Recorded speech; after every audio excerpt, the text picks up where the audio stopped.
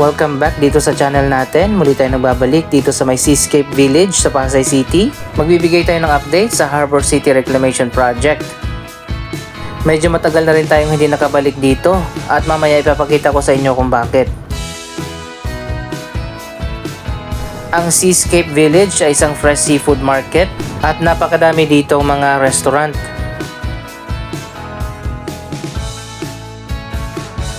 Nasa likod ng Seascape Village, makikita natin ang mas malawak na bahagi ng Pasay Harbor City Reclamation. Kung maalala nyo last year, madalas tayo dito na nagbibigay ng update sa progress ng reclamation project.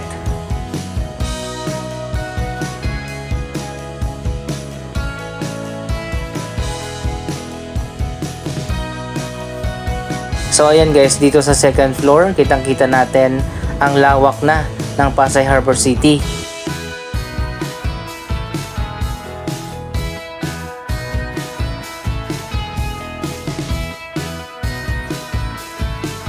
...265 hectares ang man-made island na itatayo nila dito.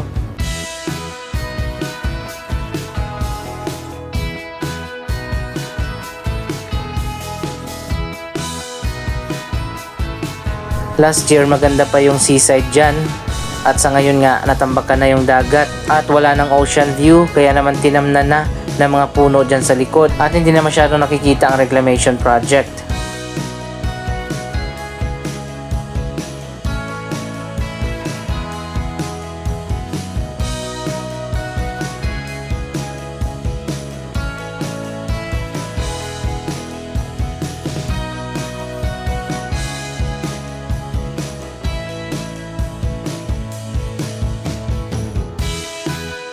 Ito ay joint venture project ng Pasay Harbor City Corporation, isang grupo ng mga investors at ng local government ng Pasay City.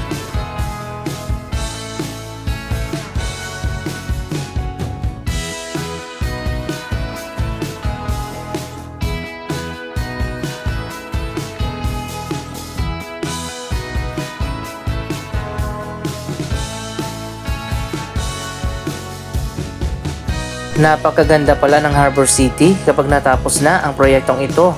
Magkakaroon dito ng 7 districts, ang Gateway District, Channel East, Channel West, Central Park, North Dock, South Shore, at West Wharf.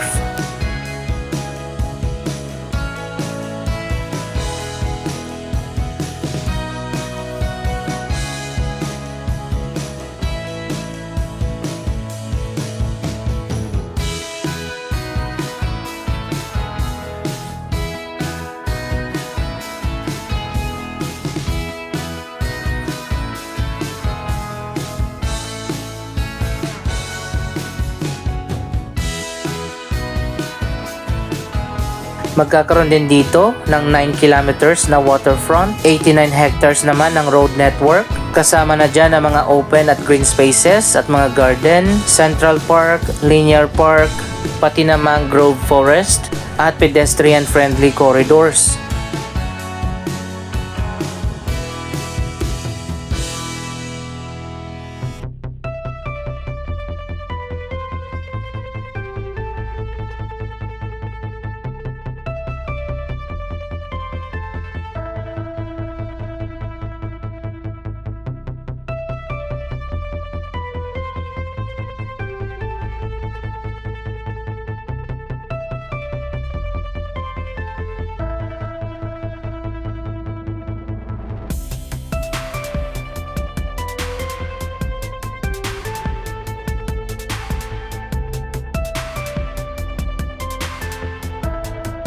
Maganda pala yung master plan dito sa Pasay Harbor City.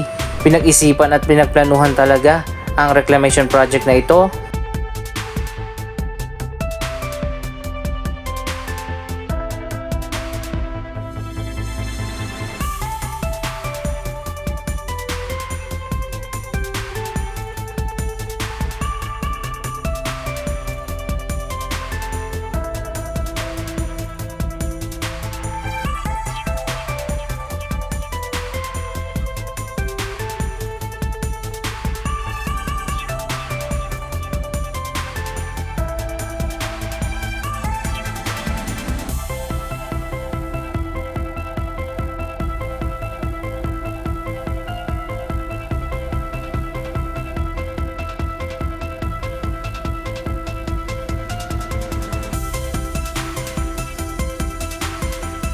Para sa mga hindi pa nakakaalam, magkaiba ang Pasay Harbor City Reclamation Project na may lawak na 265 hectares at ang SM Prime Reclamation Project na tinatayo na ngayon dyan sa likod ng Mall of Asia.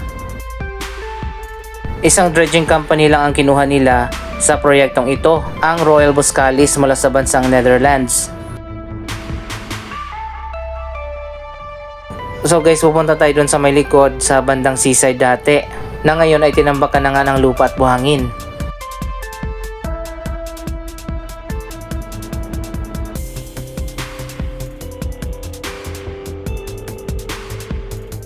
Napakarami mga malalaking restaurant dito na pwede nyong pagpilian, lalo na kung mahilig kayo sa mga masasarap na seafood. Ganito ang itsura niya sa araw, sarado pa yung mga restaurant, pero pagdating ng hapon hanggang sa gabi, marami ng tao dito.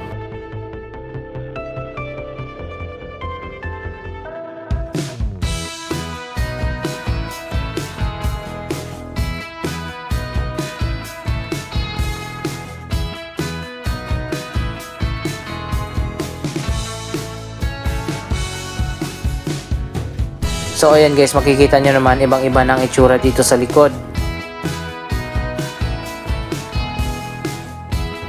Kung maalala nyo last year, maganda pa yung view dito at kitang kita pa yung dagat. Sa ngayon ay gabundok na, ang lupa at buhangin ay tinambak dito, sobrang taas.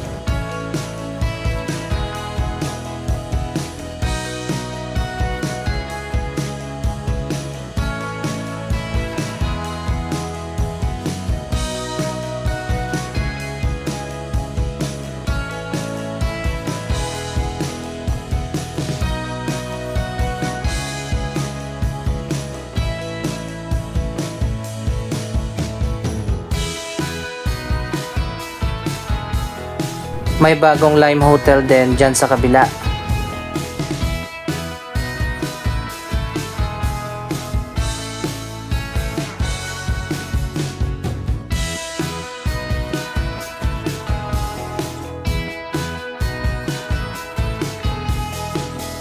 Pati ang katabi ng Seascape na Sofitel Hotel na wala na rin ang ocean view.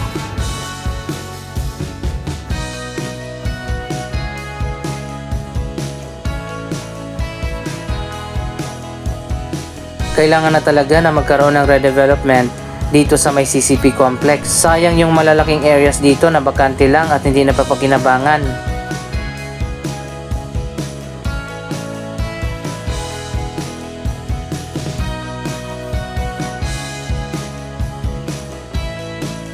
Katulad na lang ng malawak na area na yan dito sa harap ng Manila Film Center. Sayang yung area at ilang dekada na bakante lang. Puntahan naman natin yung kabilang dulo ng Pasay Harbor City Reclamation.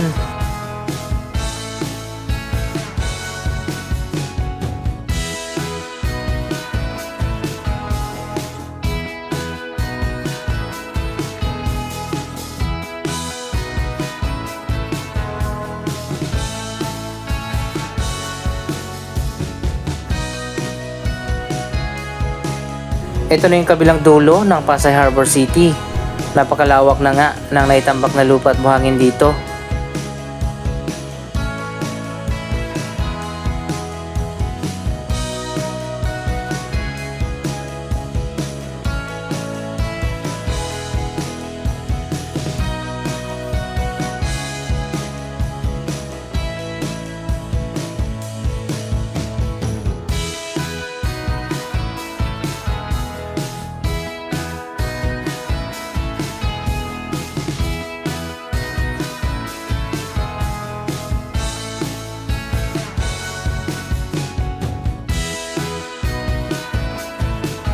Mas nauna nga na nagsagawa ng reclamation at dredging activities ang Pasay Harbor City, kaya naman malawak na yung natambakan na area dito.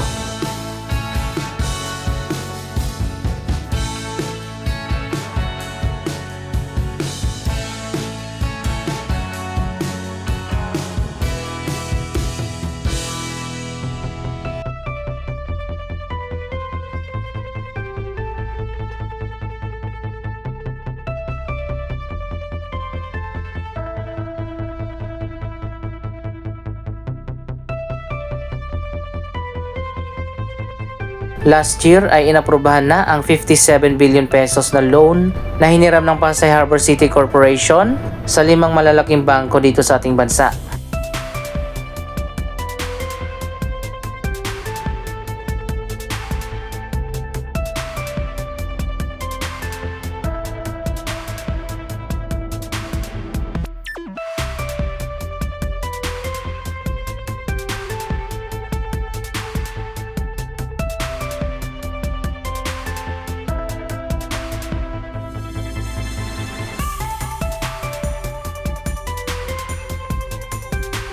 Inaasahan na sa year 2028 magsisimula na o matatapos na ang mga horizontal development dito sa Pasay Harbor City. Katulad ng paglalagay ng linya ng electricity, water, communications, at iba pa mga utilities at facilities. Sa 2028 tapos na rin ang mga roads, bridge, pati na drainage system na ilalagay dito.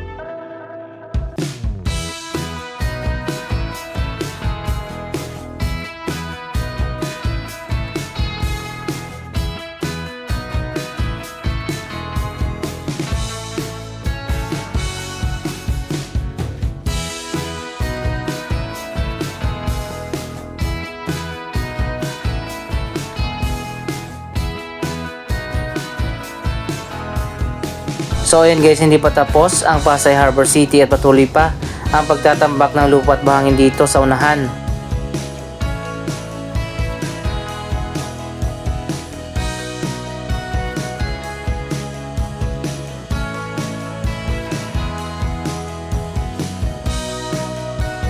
Samantala, ang SM Prime Reclamation Project dito sa kabila ay nagsisimula na rin na magtambak ng lupa at buhangin.